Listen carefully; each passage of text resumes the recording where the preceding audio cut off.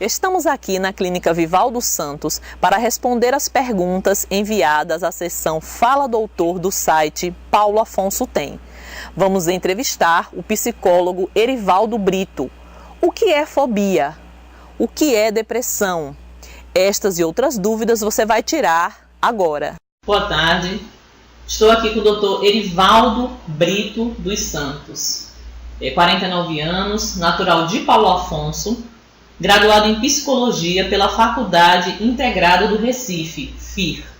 Especializado em Terapia Cognitiva Comportamental pela Universidade Estadual de Pernambuco, UPE, e Neuropsicologia pela Faculdade Pernambucana de Saúde, que pertence ao IMIP. Atualmente, faz Pedagogia na UNEB e pós-graduação em Docência do Ensino Superior na Faculdade Jardins, em Aracaju.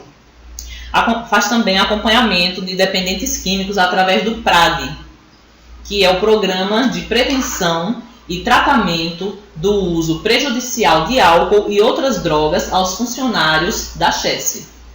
Dr. Erivaldo também atende na Clínica Vivaldo Santos, que é da sua responsabilidade, do qual atualmente é responsável, e escolheu esta profissão por se identificar com o que faz, porque, segundo palavras do próprio Dr. Erivaldo, os caminhos a percorrer por um psicólogo não são brilhantes, nem tampouco retos. Mas quando a pessoa escolhe aquilo que gosta, ela consegue superar e permanecer na função até onde lhe for possível.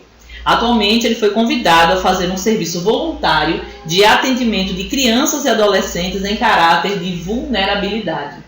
Doutor Erivaldo, boa tarde. Boa tarde, senhor. É uma grande satisfação estar aqui com o senhor, atendendo a demanda que nos foi enviada pelo site Paulo Afonso Tem de perguntas, muitas dúvidas sobre fobia e depressão.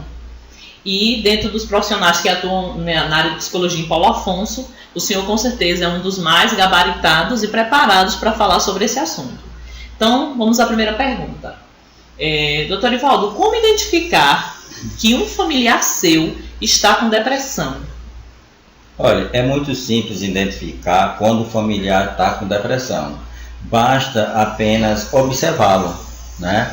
Porque a mudança de comportamento ela é sistemática, né? Se for observando a questão da irritabilidade, agressividade, a questão da insônia, perda do apetite, desmotivação, né?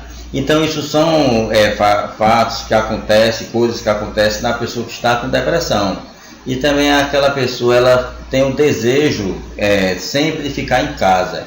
Ela perde o prazer naquilo que ela fazia, né? E é só a família observar o familiar e vai entender que ele está mudando, ou o comportamento dele não é o adequado, né?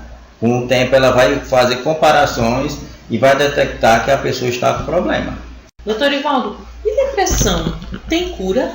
Não, a depressão não tem cura. Existem medicamentos hoje muito potentes que ele atenua o problema, ou seja, que ele passa a minimizar. Mas depende muito da questão da mudança de rotina da pessoa, porque tem pessoas que tomam medicação, mas ela não se esforça para nada. Ela continua naquele mesmo estilo de vida. É claro que existe a depressão aguda, recorrente e a crônica. A crônica é aquela pessoa que precisa da medicação constantemente.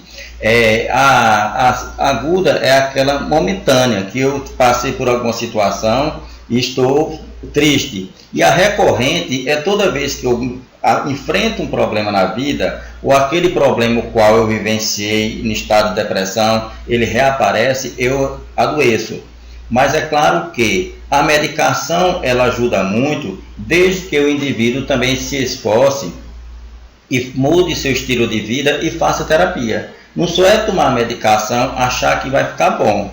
Agora, é claro, existem alguns casos de pessoas que a pessoa sai da crise e se torna uma pessoa dinâmica, porque aquela crise ensinou algo a ele, né? Mas se eu enfrentei esta crise, baixo a cabeça, fica muito difícil, né? A medicação ela foi feita, ela existe para o controle, o equilíbrio. Mas meu aspecto emocional ele tem que ser tratado, ele tem que ser cuidado. Se eu não cuido dele, ela vai voltar. É como a pessoa fica portador de uma coisa emocional, de um trato emocional, como existe o portador do bacilo de Koch, que é o bacilo da tuberculose, né, que a pessoa já teve ou teve acesso a pessoas doentes e fica com ele internalizado. Então, quem tem depressão, ele poderá sim, no futuro, se manifestar de novo, manifestar o problema, mas depende muito do indivíduo. Ok. Doutor Evaldo, nós também recebemos algumas perguntas sobre fobia. E uma das perguntas foi: o que causa a fobia? Olha, a fobia é uma ansiedade exagerada.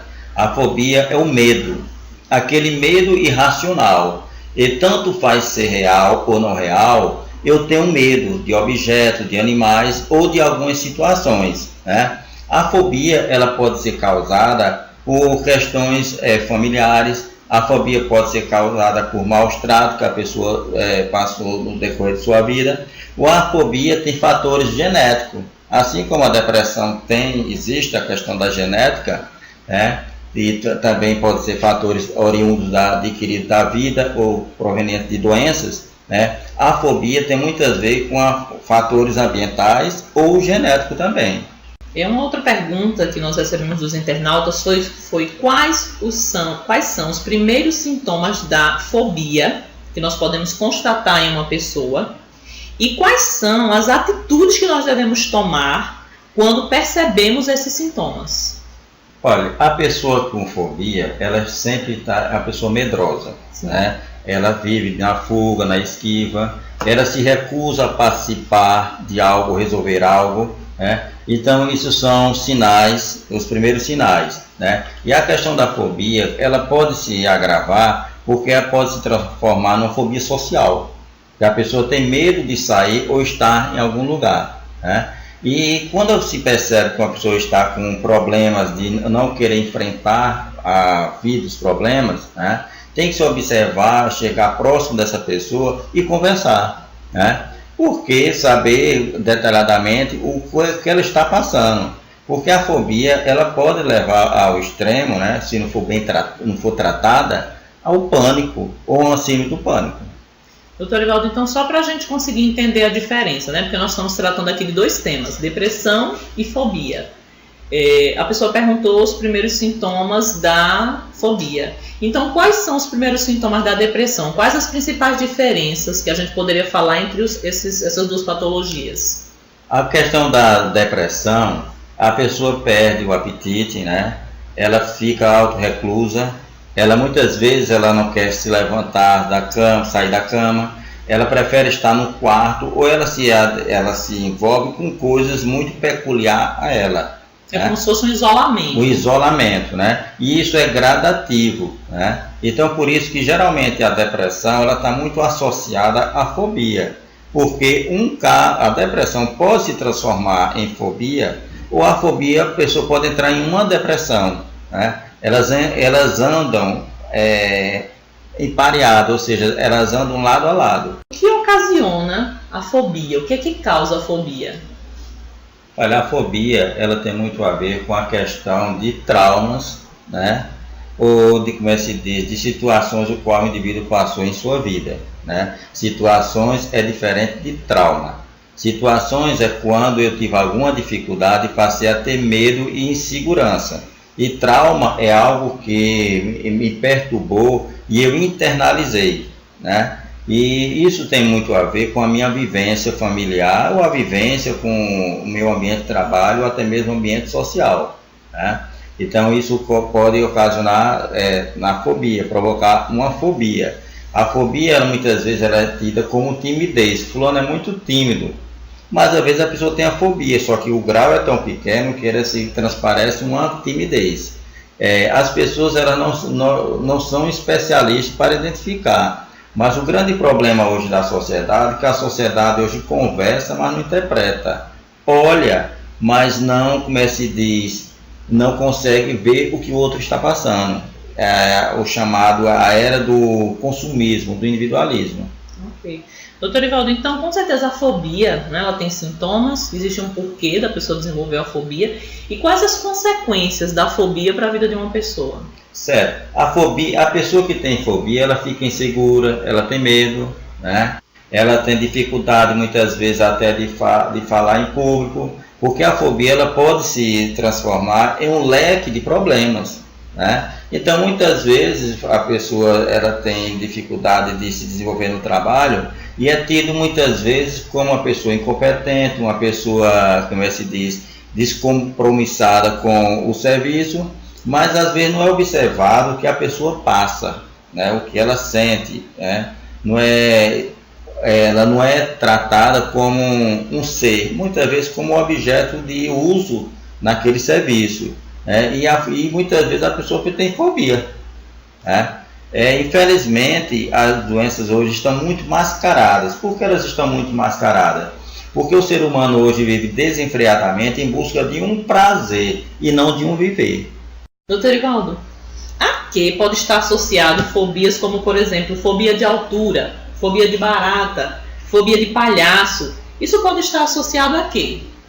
A questão do fobia à altura, tem pessoas que pode ser paraquedista e ter medo de subir um poste, né? E isso está muito relacionado, a questão do medo irracional, a alguma situação que eu passei e que ficou registrado que essa situação é perigosa ou desagradável. Então a pessoa passa o mecanismo de defesa desperta, né? E a pessoa passa a recuar, né? É claro que isso é um mecanismo de defesa, mas quando existe a fobia de barata, por exemplo, já é um caso peculiar, porque a fobia de barata pode ser uma simples fobia ou uma mania compulsiva, que pode se tornar um transtorno, transtorno obsessivo compulsivo. Por que uma mania? Porque às vezes a pessoa não gosta de limpeza, né? Não gosta de ver sujeira. E a barata representa muito o quê? Um ser sujo. Mas também a questão da fobia de barata tem muito a ver com punição, com maus tratos, crianças ou adolescentes que foram trancados em armário, quarto escuro, e esses ambientes é natural terem barata. Então esse trauma fica registrado e a pessoa passa a ter fobia de barata. E tem a questão da fobia de palhaço. O palhaço é um ser que alegra. Sim. Mas tem pessoas que não gostam de um palhaço porque ela era muito castigada. Algumas pessoas se utilizou desse meio para fazer algum mal. Ou simplesmente o caçoar, o mexer, o bulir com aquela pessoa, né? O incomodar. Então tem pessoas que não gostam de se expor. E muitas vezes ela foi para algum show e algum palhaço pode ter exposto ela demais, né? É como assim a pessoa tem a fobia, uma fobia de cachorro. Vejo um cachorro, fico suando, ou fico logo com aquele medo exagerado, a arritmia cardíaca, o coração acelera. Isso acontece porque existe uma associação com o que eu passei, com o que eu estou vendo, uma ressignificação do passado com o presente. Então eu passo a fazer essas associações. Doutor Erivaldo, maravilhosa essa entrevista. Muito obrigada mesmo. E, para encerrar esse bate-papo, né, que o senhor poderia dizer para todos os internautas que vão assistir essa entrevista, que mandaram perguntas, que têm dúvidas na área de fobia, na área de depressão, e que vão assistir, vão esclarecer essas dúvidas, né? Então, vocês vão gostar tanto quanto eu de ver esse bate-papo tão bom que nós temos aqui. O que o senhor pode dizer para esses internautas? O que eu posso dizer para os internautas é que problema a gente resolve, a gente só guarda dinheiro quando tem. O que eu quero dizer é o seguinte: se eu estou triste, se eu estou desanimado, se eu estou desmotivado, se eu estou com raiva, se eu estou com insônia, com perda de apetite, se eu estou agressivo, né, algo não está funcionando bem em minha vida. Então eu tenho que procurar um especialista para falar, para entender eu mesmo.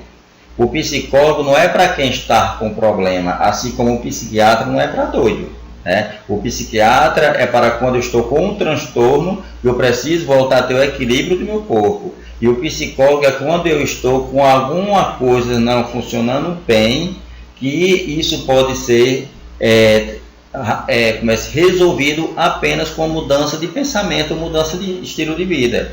E as pessoas hoje preferem sofrer de que resolver, porque é mais fácil eu ir em busca de algo passageiro para me aliviar, diminuir a minha angústia, do que eu falar para um profissional o que eu estou sentindo. Só existe uma pessoa que pode mudar o ser humano completamente, Deus. A medicina está aí para ajudar, a psicologia está aí para ajudar, como outras especialidades médicas. Então eu digo aos internautas que se cuidem, não fiquem apenas empurrando, não fiquem empurrando com a barriga problemas, porque ele pode se gerar em coisas piores, como depressão, transtorno de pânico, fobia e outras coisas mais. Ok. Bom, e a Clínica Vivaldo Santos, que fica aqui na Rua das Mangueiras, número 75, na Chesse, em Paulo Afonso, ela tem atendimento com psicólogos, nutricionista e também fisioterapeutas, não é isso? Doutor Erivaldo, o que o senhor poderia convidar aí o pessoal para vir conhecer sua clínica? Eu estou aqui à disposição para ajudar, e não só tem eu aqui nessa clínica, são 2 psicólogos e uma psicóloga, né? Que você pense, reflita e mude seu estilo de vida.